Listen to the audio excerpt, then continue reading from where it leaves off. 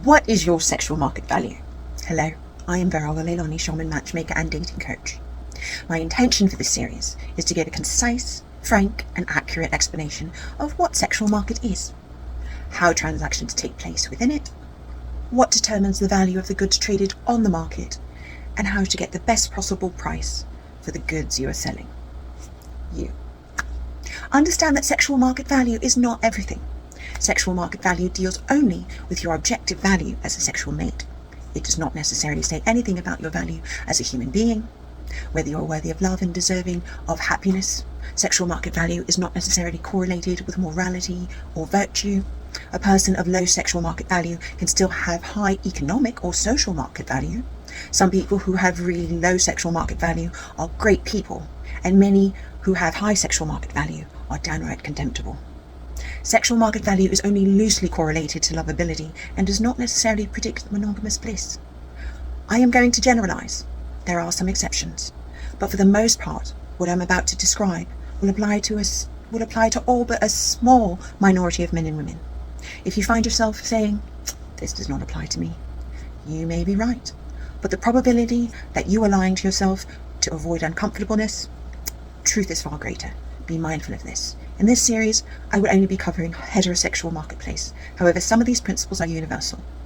By the end of this series, you will have a detailed description of what determines sexual market value, a comprehensive way to calculate your own sexual market value, an explanation of how to raise your sexual market value, an explanation of how to avoid losing your sexual market value, and an explanation of how to get the most of your sexual market value. So follow this account to get notified when videos drop and when I go live. Your SP can be the cornerstone of your reality. So let's get to the best SP possible. If there's something specific you would like to know, leave it in the comments. If there's someone that you think could benefit from this knowledge, please share. What determines your sexual market value? Hello, I'm Veroga Leilani, shaman, matchmaker and dating coach. What I'm about to describe is not scientific, but it will lead you to a better understanding of the principles that govern the sexual market.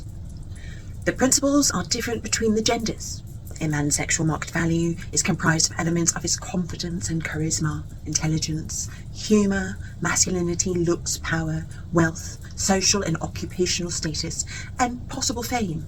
Whereas a woman's sexual market value is comprised of elements of age, fertility, appearance, femininity, vulnerability and innocence, submissiveness, sweetness, sweet disposition, chastity, and some intelligence. In the next episodes, I will give you some questions that will help you calculate your sexual market value. One test for the men and one test for the women. These are lengthy questions, so I will have to break them into parts. Once we calculate your sexual market value, we then can assess how to manipulate it to your best advantage. So follow this account so that you are notified when videos drop and I go live. If you have anything specific that you would like to know, please leave it in the comments. If there is anyone that you feel could benefit from this knowledge, please share. Women are not always honest about what they find sexually attractive in a man. Hello, I'm Veroga Leilani, shaman, matchmaker and dating coach. Partly this has to do with social pressures and culture telling them that it is right for them to find certain men attractive and wrong to be turned on by others, as if we had a choice in the matter.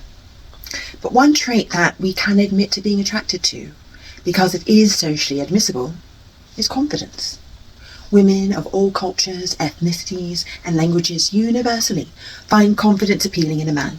Confidence is indicative of strength, power and mastery, and has its root in a feeling of competence, which in turn comes from experiencing success. Confidence is a crucial component in many different kinds of success: professional, finance, social, in sport as well as in combat. So it's natural that female genes preferred confident men and would have selected them over the years. It should be noted here that a man can raise his perceived sexual market value if he acts in a confident manner around women, because ultimately what matters for purposes of attraction is not whether he actually has high real sexual market value, but rather that she perceives that he has it. This is where so-called game or riz, a concept I will discuss in a more detail later, can play an essential role. However, If a male's projection of confidence rests on a shaky foundation, the woman in his life will come to discover it sooner or later. You can only fake confidence and conceal your insecurities for so long. Eventually, you will have to develop real qualities to support a high sexual market value.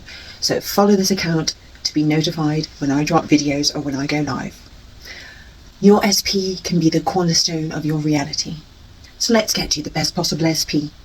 If there's something specific that you would like to know, leave it in the comments. If there's someone that you feel would benefit from this knowledge, please share. Careful ladies, because this next one is about how Trump got re-elected. Hello, I'm Veroga Leilani, shaman, matchmaker and dating coach. Comedic flair is one of the most conspicuous indicators of intelligence, which is itself attractive to women on several dimensions. It is no coincidence that the word dull means both unfunny and unintelligent. Humour, more importantly, is indicative of the particular kinds of intelligence that are the most alluring to women.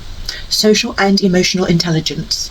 This is why a man with profound awareness of emotional states and top-notch comprehension of social dynamics consistently outperforms most men in terms of SMV, even when he has other factors such as height or looks working against him.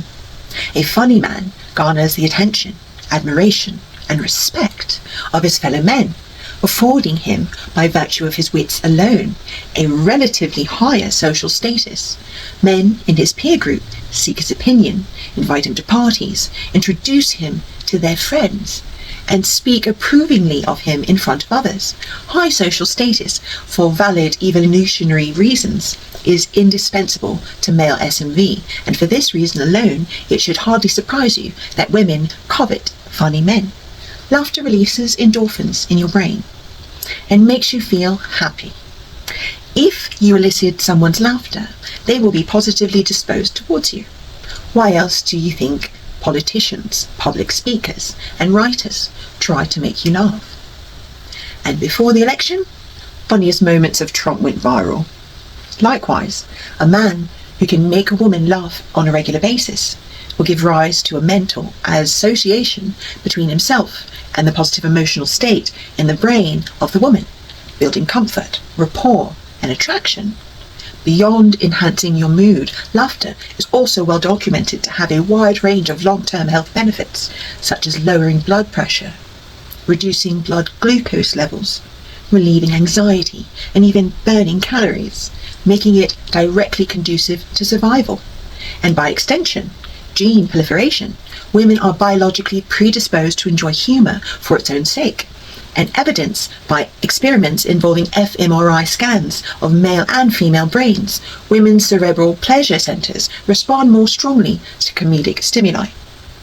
Although I am pleased to have it confirmed by empirical evidence, I suspect most men already knew from personal observation that giggles are more readily drawn from women.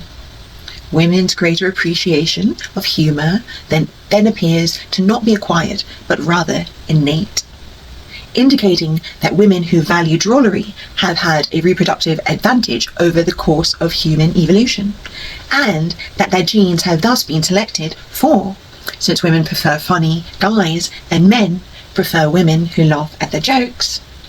We would expect that a man could regularly evoke laughter in a woman to have had a biological leg up on the men who weren't witty, and for women who laughed easily to have an edge over their more sulky sisters. This combination would then have been selected for, making men, taken as a whole, more comedically creative than women. And, according to a 2011 National Post article and a Stanford University School of Medicine experiment, that is exactly what happened. The Stanford experiment showed women found punchlines less predictable than men, rendering them less capable of constructing surprise ones themselves. Whilst the scientific basis for such an explanation is limited, the notion that women have not evolved to be as funny as men is not implausible. Who would gain a greater reproductive advantage from wit, men or women? Being funny is one of the most potent weapons in a man's arsenal of seduction. But to a woman, It is largely inconsequential. Women regularly cite a man's ability to crack her up as a chief factor in their attraction for him. But how many times have you heard a man, when describing her to his friends, emphasize his new girlfriend's great sense of humour? If he does, you can be sure his friends will suspect she's lacking in appearance, if not altogether inconceivable, that you may be able to develop a sense of humour through arduous and time-consuming training. The truth is that it relies mainly on your congenital cognitive faculties. Put simply, you either have it or you don't.